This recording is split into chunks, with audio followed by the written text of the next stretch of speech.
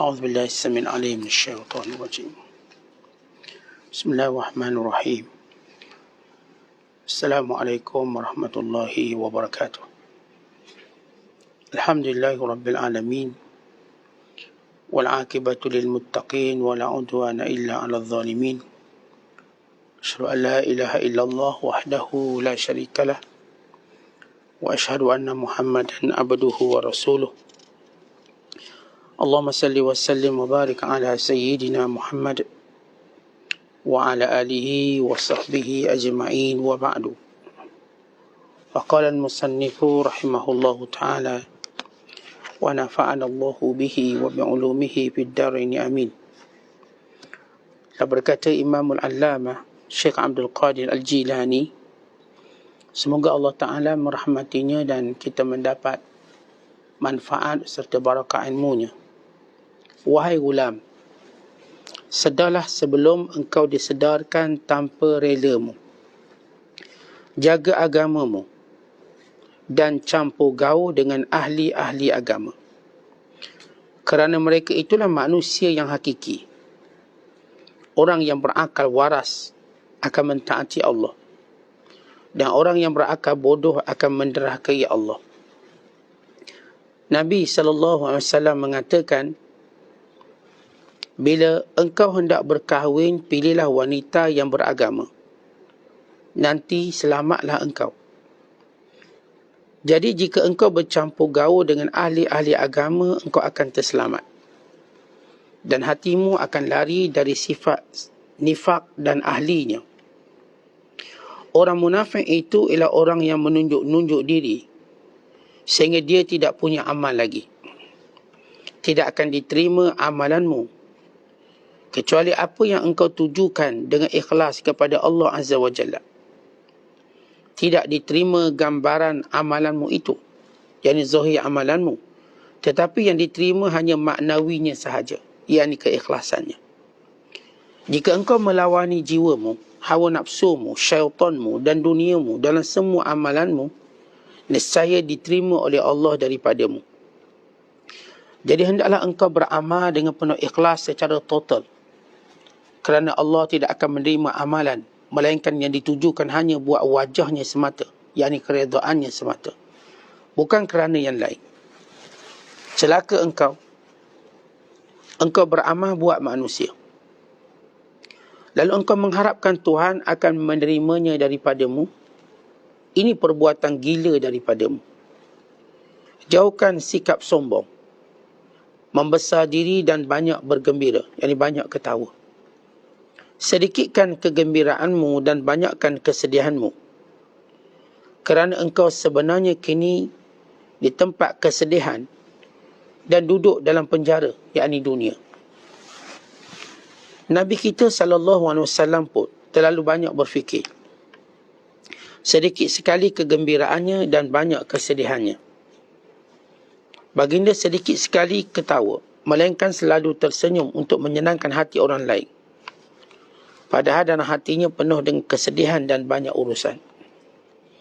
Kalau tidak kerana para sahabatnya dan urusan dunia yang lain, nescaya beliau tidak mau keluar dari rumahnya dan tidak ingin duduk dengan sesiapa pun. Wahai gulam, sekiranya khalwatmu, yakni penyendirianmu dengan Allah Azza wa Jalla benar, nescaya batinmu akan bergejolak dan hatimu pun menjadi suci murni.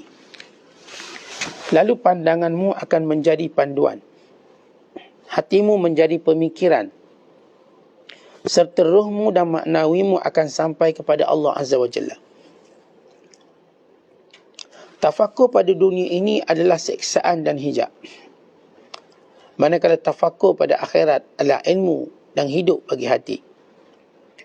Tiada diberikan seorang hamba tafakur, yakni berfikir, melainkan diberikan ilmu tentang hal ehwal dunia dan akhirat. Celaka engkau menyia-nyiakan hatimu dalam memikirkan urusan dunia. Padahal Allah Azza wa Jalla telah menyediakan bahagian-bahagianmu daripadanya, yakni daripada dunia. Dia telah menetapkan pula masa-masanya yang tertentu buat setiap bahagian itu, yakni bahagian dunia itu. Setiap hari berubah-ubah dan ada saja rezeki yang baru. Sama ada engkau memintanya daripada dia atau engkau tidak memintanya. Kerakusanmu, yakni ketamakanmu, memburukkan sikapmu di sisi Allah Azza wa Jalla dan di sisi manusia sekalian. Engkau sanggup menjual iman kerana mencari rezeki, dan bila rezekimu sudah banyak, engkau pun tidak memintanya lagi. Dan apabila sudah berlebih-lebihan, engkau terus tidur dan tidak ingat kepada Allah lagi. Wahai gulam, jangan campur adukkan yang sungguh-sungguh dengan yang olok-olok. Kerana sesungguhnya engkau tidak menjaga hatimu bila bermuamalah dengan manusia. Apatah lagi muamalahmu dengan Tuhanmu, sedang engkau sentiasa mengingkari sebabnya. Dan bagaimana pula dengan Tuhan yang menyebabkan semua itu? Bagaimana boleh bersatu yang zahir dengan yang batin, atau yang masuk di akal dengan yang tiada dapat diterima akal? Apa yang ada pada makhluk dengan apa yang ada pada Khalik, yakni penciptanya? Alangkah bodohnya orang yang melupakan Tuhan, yang menyebabkan segala sesuatu, lalu dia pergi menyibukkan dirinya dengan sebab-sebab yang berlaku. Nyatalah dia telah bergayut pada ranting, padahal yang wajarnya dia bergayut pada yang asal, iaitu pokoknya. Dia melupakan Tuhan yang kekal, lalu mengembirakan dirinya dengan sesuatu yang zatnya akan binasa, yakni dengan makhluk. Muslimin dan muslimat, sedang penonton yang dirahmati Allah sekalian, pesanan terus menerus yang perlu selalu kita dengar dan perlu menjadi bicara hati kita dan bicara akal kita, supaya kita tidak lupa atau kita tidak lalai daripada mengingati Allah. Kerana orang yang tidak lalai, orang yang sentiasa memikirkannya. Orang yang lalai sentiasa melupakannya dan membiarkan diri melupakannya dan tidak berfikir bagaimana cara untuk mengingatinya. Maka untuk mengingati Allah Subhanahu Wa Taala, tidak ada cara lain melainkan kita mesti sedar bahawa kita mesti bersama dengan orang-orang agama, yakni ahli agama, ahli akhirat. Kerana mereka ini sebenar-benar manusia. Bila Imam Asy-Syafi'i rahimahullah berkata, An-nasu sinfani, alimun au muta'allimun. Manusia ini yang sebenar cuma dua. Hakikat manusia yang sebenar cuma dua. Yang pertama orang alim, ini ahli agama, orang alim. Yang kedua orang yang belajar. Yang belajar untuk mencapai alim. Mungkin dicapai atau tidak, tetapi di dalam lingkungan belajar. Maka bila seorang itu alim, yakni ahli agama, alim, atau muta'alim yang mendampingi ahli agama, mereka ini manusia hakiki. Kenapa sebut hakiki? Kerana mereka tahu matlamat hidup di dunia. Kerana mereka tahu apa yang patut mereka cari dan apa yang patut mereka hindarkan. Yang lain-lain cuma ahli nafsu, membiarkan nafsu serakahnya menguasai dirinya, membelakangi hukum hakamnya, tidak mempedulikan dosa pahalanya, bahkan membiarkan tentang urusan akhiratnya. Kerana itu bagi menjaga diri kita sentiasa sedar, dalam keadaan rela dan jaga, mesti bersama agama dan ahli agama. Ya, ada keadaan bila mana kita tidak mau memilih cara yang mudah ini, maka Allah Ta'ala akan mendatangkan musibah sehingga kita ingat agama. Tetapi kita cuma ada dua cara, kalaupun Allah sayang kita. Wa imma Allah mudahkan kita daripada awal untuk mendampingi agama, mengenali agama, menjaga agama. Maka apa pun yang berlaku dalam hidup kita, kita dah tahu bagaimana menanganinya. Kerana inilah agama ajar kita. Yang kedua, orang yang tak nak peduli agama, maka Allah Ta'ala bila Allah sayangkan dia, Allah sedarkan dia, tapi dengan cara yang keras. Maka datang musibah sehingga tak tertanggung hati dan jiwanya. Datang masalah sehingga tak jumpa jalan keluarnya. Datang bebanan sehingga tidak terangkat dan tidak mampu dipikulnya. Datang kesempitan sehingga tidak mampu dia bernafas lagi. Sehingga akhirnya dia sedar dia mesti kembali pada agama. Namun caranya cukup keras. Cukup keras. Umpama seorang yang tidur. Seorang yang memang tidur berfikir untuk bangun. Maka dia dengan sekali seruan dia akan bangun. Dia tidur, dia niat nak bangun. Maka seorang bila datang nak gerak dia, jangan, tak perlu sentuh badan dia, sebut nama dia. Ahmad, maka dia akan bangun. Ayash, maka dia akan bangun. Seorang lagi tidur dan tidak berfikir untuk bangun. Tetapi dia tahu dia akan dibangunkan. Maka dibangunkan dengan keras. Dia pukul badannya. Bangun, bangun. Dia sembah air ke mukanya. Payah juga bangun, sembah air panas. Terus menggelupur. Bangun juga. Kerana yang membangunkan ini yang berkuasa atasnya. Maka dua keadaan ini, tuan-tuan sekalian. Dua ni Allah Ta'ala sayang. Tapi satunya dia sedar dengan cara yang keras. Satu lagi dengan cara yang mudah. Maka jadilah orang yang mudah. Orang yang saya katakan memang bila tidur bersedia untuk bangun. Lalu kalau orang ketuk dengan kuku pun kita bangun. Sebab kita memang bersedia bangun. Dan kita dengan cepat tahu kelalaian kita kat mana. Dengan orang yang dipaksa bangun. Oh, ini ayah dia datang dengan garangnya. Mat, bangun. Tak bangun juga. Debak sebiji. Pukul sebiji. Tak bangun juga. Sembah air. Angkat tu masuk bilik air. Tu buka shower. Mandi terus. Ya, ada yang begitu dibangunkan begitu. Keras. Sebab tu kata Syekh Abdul Qadir. Sedar sebelum engkau disedarkan tanpa rela. Sama juga tuan-tuan sekalian bila kita ada dua pilihan. Ini di kalangan saya cakap di kalangan orang yang Allah sayang. Bila Allah tak sayang tu Allah tak peduli dia jadi apa. Biarlah dia itu. Orang yang Allah sayang ni ada dua kelompok. Dua golongan. Satu yang dengan rela. Satu yang datang dengan terpaksa. Umpama saya kata yang datang dengan terpaksa. Bila datang musibah yang macam-macam. Maka dia tahu tak ada jalan keluar melainkan berdoa pada Allah. Dia tahu. Umpama orang yang karam di lautan. Sebagaimana Allah sebut dalam Quran. Lalu ombak meliputinya. Dan dia mengetahui tidak ada yang menyelamatkannya melainkan Allah. Maka ketika itu dia terpaksa. Terpaksa. Kerana memang tak ada jalan lain. Mereka memohon pada Allah. Lalu Allah selamatkan dia. Kerana itu Allah menyatakan. Da'awullah mukhlisina lahuddin. Falamma najjahum ilal barri faminhum muqtasid. Lalu mereka dalam keadaan kesempitan tadi dilingkungi oleh ombak yang tinggi. Wa ghasyiyahum mawjun kadzulal. Lalu dia dikepung oleh ombak seperti gunung. Da'awullaha. Waktu itu dia benar-benar bermohon pada Allah. Mukhlisina lahuddin. Ikhlas dalam beragama. Kata ini orang dan terpaksa. Tapi orang yang datang dengan rela, belum pun susah mereka dah biasa angkat tangan mohon pada Allah. Ini disebut dalam hadis. Ta'arraf ila Allahi fi rakha ya'rifka fi syiddah. Kenali Allah waktu kamu senang, Allah tak biarkan kamu ketika susah. Jadi hal keadaan manusia, wa imma kita ingat Allah dengan cara sedar, kita sedarkan diri kita. Maka cara ni lebih mudah untuk kita. Atau nanti Allah Ta'ala secara keras menjadikan kita terpaksa akur dan tunduk kepadanya. Maka cara ini keras. Barangkali dengan cara ini tuan-tuan hilang segala nikmat baru nampak Tuhan. Kerana itu kita jumpa ada orang tuan-tuan sekalian sakit baru ingat Allah. Maka orang ni Allah sayang. Namun dia banyak hilang peluang. Dengan orang yang daripada sihat dia ingat Allah, sampai sakit ingat Allah. Maka orang ni lebih istimewa. Sebab dia membina hidupnya sedar, jaga daripada awal. Yang ni tuan-tuan lepas pencing barulah dia insaf.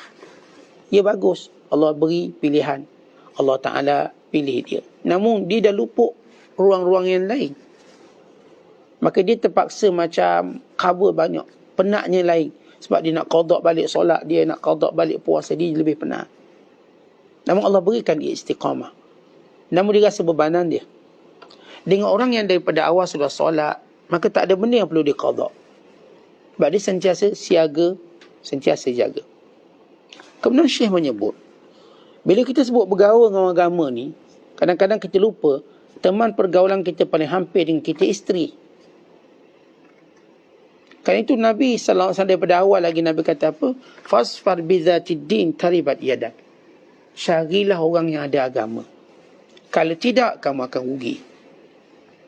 Ya, bila baginda sallallahu alaihi wasallam menyatakan tungkahul mar'atu li arba'in, li maliha wa li jamaliha wa li hasabiha wa li diniha. Kebiasaan wanita dikahwinkan kerana 4 sebab. Perempuan ini dikahwinkan kerana 4 sebab. Sama ada sebabnya ialah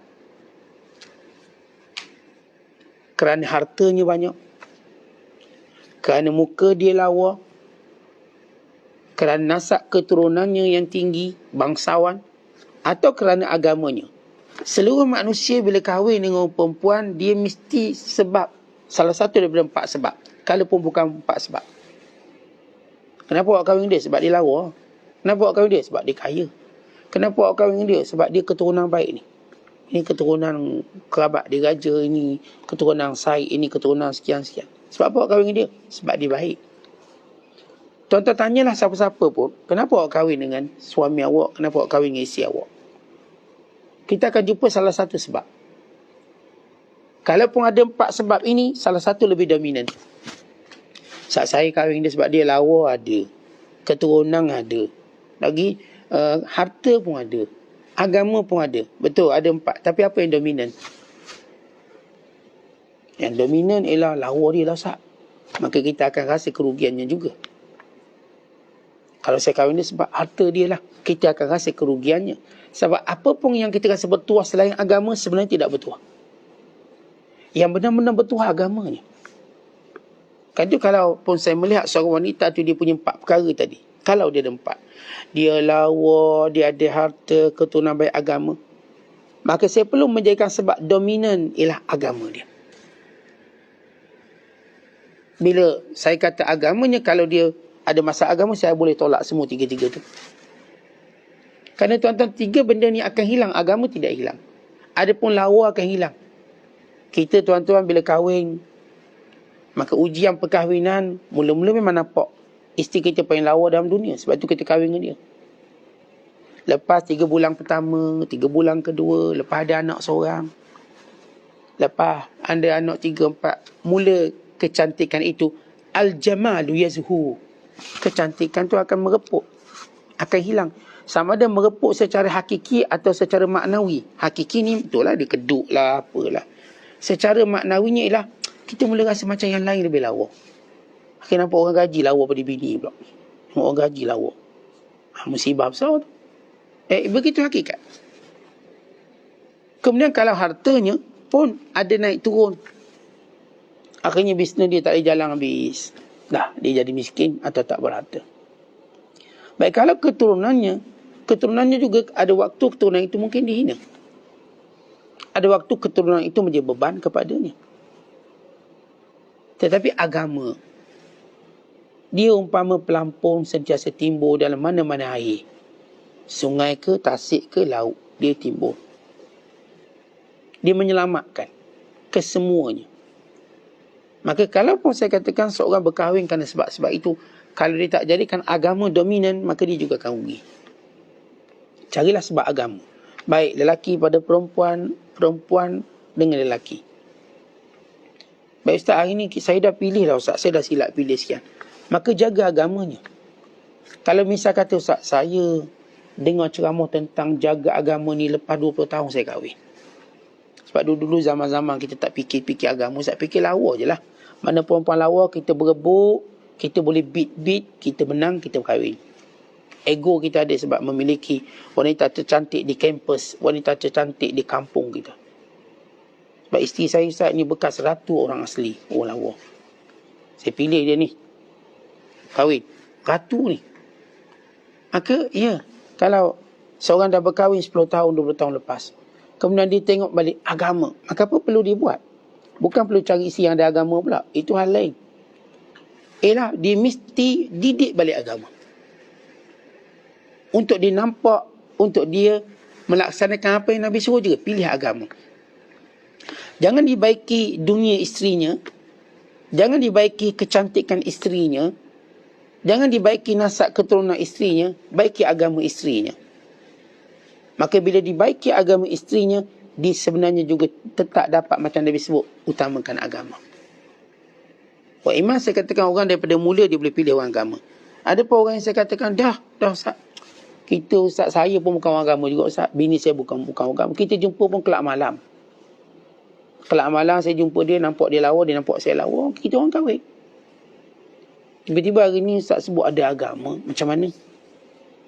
Dan saya dah mengalami krisis rumah tangga yang banyak. Caranya ialah baiki agama.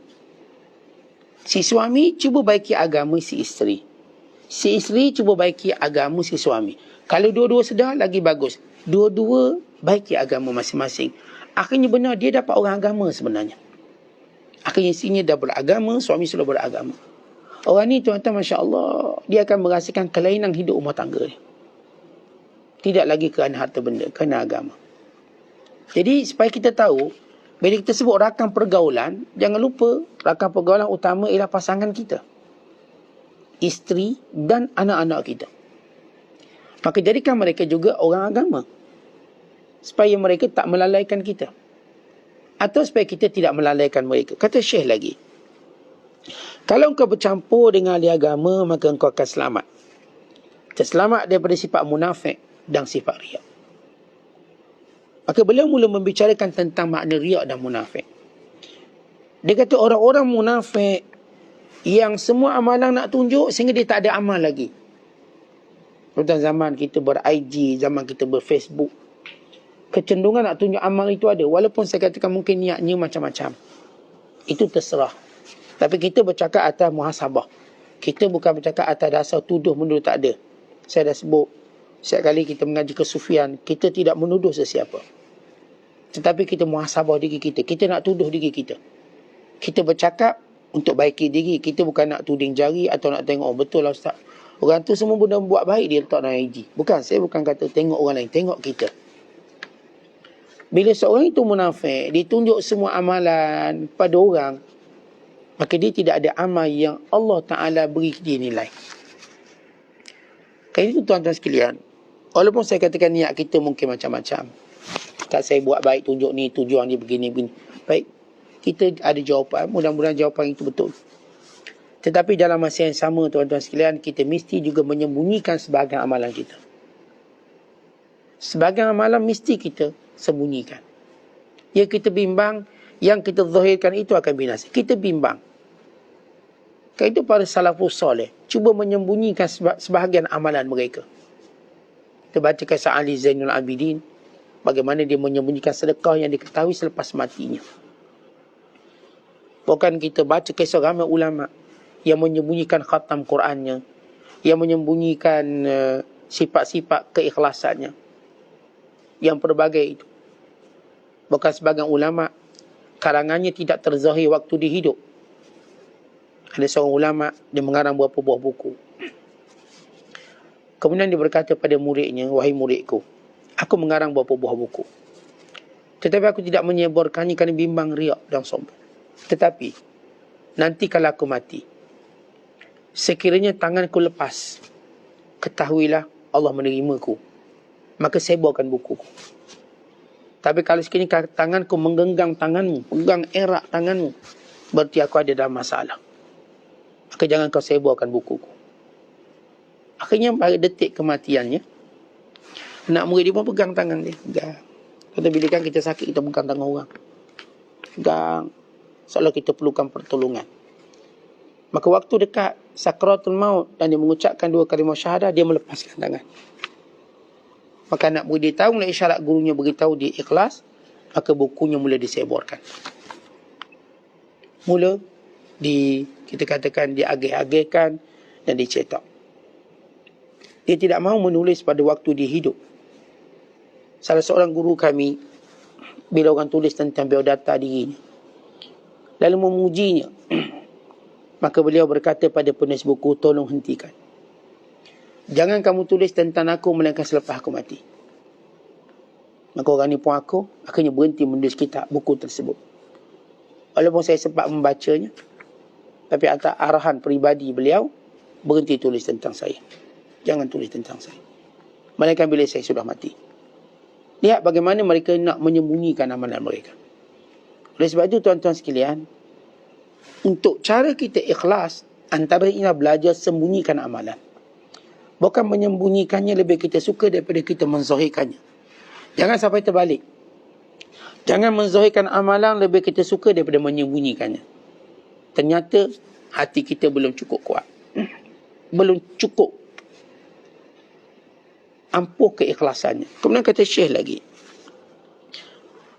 tidak diterima amalan itu, yang diterima cuma maknawinya.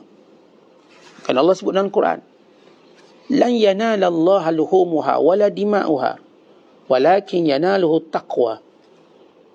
Bukan daging itu yang sampai pada Allah, bukan darah itu yang sampai pada Allah, takwa itu yang sampai pada Allah. Tuan-tuan, bila kita korban, bukanlah daging itu sampai pada Allah, bukan juga darahnya, tapi apa dia? Takwa kita dalam buat amalan tadi. Bukan sembahyang kita yang sampai pada Allah, bukan zakat harta itu yang sampai pada Allah, tapi takwa dalam melaksanakannya sampai pada Allah. Kalau mana kita bersedekah, bukan harta itu yang sampai pada Allah, tetapi takwa dalam melaksanakan sedekahnya, yakni keikhlasan. Oleh sebab itu, jangan kita duk sibuk gambaran zahir sehingga kita lupa maknawi. Kan yang Allah terima maknawi.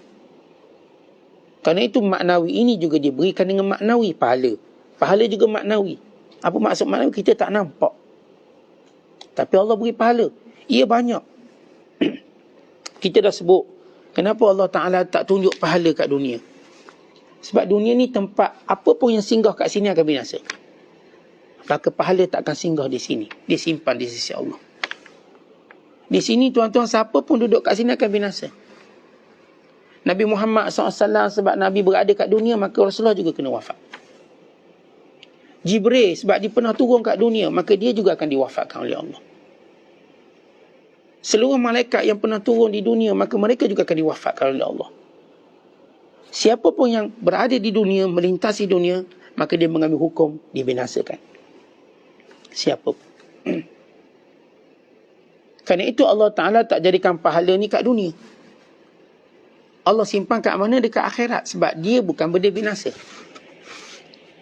Dan demikian juga Allah Ta'ala jadikan pahala akhirat, sebab pahala ni besar sangat. Contoh, bila kita buat dengan ikhlas besar, pahala ni tak muat dunia. Contoh, bayangkan bila Nabi kata, Raka'at al-fajri khairun minad dunia wa ma fiha. 2 rakaat sebelum subuh, qabliyah subuh, lebih baik daripada dunia dan isinya. Itu baru 2 rakaat. Yang lain-lain, dunia mana muat nak tampung. Store, dunia ni store yang tak mampu simpan pahala. Kerana itu Allah sebut pahala ni maknawinya. Amalan kita juga begitu. Maka jangan duk sibuk gambaran zahirnya. Kemudian Syekh menyebut, jika engkau lawang jiwamu, yakni diri kamu, hawa nafsumu, syaitanmu, duniamu, maka Allah pun terima. Tuan-tuan sekalian, orang mati yang paling hebat mati syahid. Sebab apa dia hebat? Sebab dia mati berlawan. Dia berlawan. Dia lawan, kita nampak zahir, dia lawan orang kafir, lawan orang yang cuba nak hina agama Allah. Sebenarnya orang beriman hidupnya memang sentiasa melawan. Atau kita sebut jihad. Kan itu para ulama menyebut innamal hayatu jihadun. Hayat ni, kehidupan ni jihad. Maka kita ni tuan-tuan, kalau setiap hari kita menjaga amalan dengan berjihad, lawan kehendak diri, lawan nafsu kita, lawan syaitan kita, lawan dunia, lawan semua benda yang menghalang kesempurnaan pada Allah, maka kita ini berada dalam ribat, dalam jihad pada Allah. Daripada pagi tadi kita lawan tidur kita. Kalau ikut biar nak bangun pukul 8 hari ni hari cuti, kata kita. Dan hari ni pun saya bukan ahli Jumaat pun, Ustaz, nak tidur lepas Jumaat baru bangun, misalnya. Tapi kita lawan diri kita. Hari ni kalau boleh tuan-tuan, kita nak makan banyak-banyak, lalu kita lawan, nak baca Quran. Kita nak baca surah Kahfi, kita nak baca surah Yasin, kita nak baca surah Waqi'ah, kita nak baca surah itu, surah ini, kita nak baca satu juzuk, kita lawan. Kalau ikut ni, kita nak sambung tidur lepas solat subuh, kita lawan lagi untuk dengar kuliah. Lawan. Setiap kali kita lawan, Allah berikan kemanisan. Kalau tuan-tuan tak rasa manis sekarang, tuan akan rasa manis akan datang. Kalau setiap benda yang kita peroleh dengan cara melawan, kita akan rasa kemanisan. Terutama kita melawan ni kerana perintah Allah, jihad. Maka melawan hawa nafsu, melawan dunia, melawan diri sendiri, demi mencari redha Allah, yang ni Allah terima. Kenapa? Kerana kita berstruggle ataupun kita berjihad. Kemudian kata Syekh, jika engkau beramal dengan ikhlas sepenuhnya, maka Allah Ta'ala akan terima amalan itu sahaja, bukan kerana lain pada Allah. Lalu kita pun ingat, tuan-tuan sekalian, bukan kerja kita nak memperbanyakkan amalan semata, tetapi untuk kita memperbaiki kualiti amalan. Dan kualiti amalan itu bermula dengan ikhlas. Ia bermula dengan ikhlas. Maka benar ikhlas kita, maka segala tambahan yang berlaku itu indah. Umpama ikhlas itu ialah nombor 1. Amalan lain nombor 0. Maka tuan-tuan bayangkan, kalau dia ada 10 biji kosong, depannya ada 1, luar biasa. Dia bernilai 100 juta. Kalau 7 dah 1 juta. Kalau 8, 10 juta. Kalau 9, 100 juta. Kalau 10, maknanya dekat 1 bilion. Tapi bila mana dibuang satunya, maka dia tak ada nilai langsung. Dia dibuang 1, maka langsung tidak ada nilainya. Maka nilai 1 itu ialah keikhlasan kita pada Allah. Sebab tu orang yang ikhlas ni tuan-tuan, sikit amalan yang kita sebut semalam, setitik keikhlasan dia menjadi lautan. Setitik amalan dia menjadi lautan. Dek berkat kebaikan tersebut. Kan itu yang Allah kekalkan, Allah tinggalkan mereka-mereka yang ikhlas. Tuan-tuan, ramai manusia yang hidup. Tidak, ramai manusia yang terus dibiarkan hidup walaupun mereka dah mati. Yang terus dibiarkan hidup ialah orang-orang yang ikhlas. Mereka hidup di sisi Allah. Dan Allah jadikan mereka ini hidup di sisi manusia walaupun mereka dah lama mati. Kerana keikhlasan mereka. Kemudian kata Syekh, celaka engkau beramal kerana manusia. Tiba-tiba nak pahala dari Allah. Ia tidak akan berlaku. Ini perbuatan gila. Ya, kita beramal kerana orang, lepas tu minta pahala dengan Allah. Gila. Tuan-tuan, kerja dengan orang lain, minta gaji dengan orang lain. Maka itu gila. Dia jumpa orang, Ji, bayar gaji saya. Gaji apa benda pula? Saya kerja. Awak kerja siapa? Bersih rumah orang tu. Itu bukan rumah saya. Kenapa pula saya kena bayar gaji? Kalau awak bersih rumah saya bayar gaji. Maka orang kata, awak ni gila ke apa? Kerja kat orang lain, minta gaji dengan saya. Tuan-tuan, lebih gila lagi seorang beramal bukan kerana Allah, lalu cari pahala di sisi Allah. Lebih gila lagi. Kerana manusia tak boleh beri apa-apa. Manakala amalan itu pula Allah yang perintahkan, bukan manusia. Yang perintahkan kita solat, Allah. Yang perintahkan kita puasa, Allah. Yang perintahkan kita buat itu, ini, halal, haram, dosa, pahala, Allah. Last kali kita buat untuk orang, kemudian cari pahala daripada Allah. Maka apa tidak gila? Kemudian kata Syekh Abdul Qadir, belajar daripada Nabi SAW. Jangan terlalu gembira, ketawa, bergelak ketawa. Baginda SAW berkata pada para sahabat, kalau kamu tahu apa yang aku tahu, kamu akan ketawa sikit, menangis banyak. Maka apa yang Nabi SAW sebut, itulah hakikat dunia. Tetapi bagaimana kita boleh ketawa di tempat yang sebenarnya kita dalam penjara? Kalaulah kita duduk dalam penjara, apakah kita akan ketawa sepanjang hari? Tidak mungkin. Kita mungkin ketawa pada ruang-ruangnya, lepas tu kita bermuhasabah. Yang ketawa sepanjang masa mungkin orang gila. Ini bukan penjara, ini wak gila. Wak gila mungkin kita dengar ketawa sepanjang masa. Tapi namanya penjara, siapa pun pernah masuk penjara. Pernah melawat penjara. Apakah penjara itu dipenuhi dengan hilai ketawa? Tidak mungkin. Yang ni dengar kena sebab nangis. Yang ni kena gantung nangis. Yang ni kena itu. Semuanya berfikir, bermuhasabah. Ya, kadang-kadang diselang-seli dengan gelak ketawa. Tapi ia bukan matlamat. Dia bukan matlamat. Sebab itu warden penjara pun muka tak ketawa. Kalau tidak, tuan-tuan, warden pun keluar ketawa. Masuk kerja ketawa. Oh, ini tempat lawak jenaka. Tidak begitu. Kalau dalam penjara kita tak jumpa ketawa yang banyak. Demikian dunia ini, tiadalah penjara orang beriman. Kita di sini tuan-tuan akan diuji. Sebab itu ujian yang tak dapat kita elak kematian. Kematian itu artinya apa? Kesedihan. Dan kita tahu tak ada benda lebih sedih daripada mati. Kerana itu manusia bila cerita-cerita sedih, meruntung hati, lebih mereka tengok. Allah ni meninggal. Itulah kehidupan kita. Ia sebenarnya penuh dengan air mata. Tapi biar air mata ini air mata keinsafan. Biar air mata ini air mata motivasi kita untuk jadi lebih baik. Air mata penyesalan untuk kita berubah lebih baik. Air mata yang ada nilai, bukan air mata kosong. Air mata yang ada nilai di sisi Allah yang boleh memadamkan api neraka. Kemudian kata Syekh lagi, Kalau sekiranya benar kamu dengan Allah, kamu lebih suka bersendirian. Dan bila mana kamu bersendirian, maka kamu tahu apa yang kamu nak fikirkan. Contoh kalau kita tafakur dengan dunia, masuk tafakur duk fikir dunia, kita akan dihijab. Kita makin susah hati. Tetapi kalau kita tafakur akhirat, maka kita akan rasa bahagia, gembira. Maka apa yang kita tafakur akan membentuk kehidupan kita. Siapa yang tafakur dunia, duk fikir dunia banyak sangat, susah hati ni pun banyak. Siapa yang berfikir kepada akhirat, maka Allah beri dia ilmu dan Allah beri dia kunci kepada dunia dan akhirat. Kerana itu setiap hari biarlah berfikir tentang perkara yang mengembirakan kita dengan sebenar. Bukannya perkara yang mengembirakan kita seketika lalu kita pun binasa, lalu kita pun dipenjara, lalu kita menjadi banduannya. Wallahu a'lam bishawab. Assalamualaikum warahmatullahi wabarakatuh.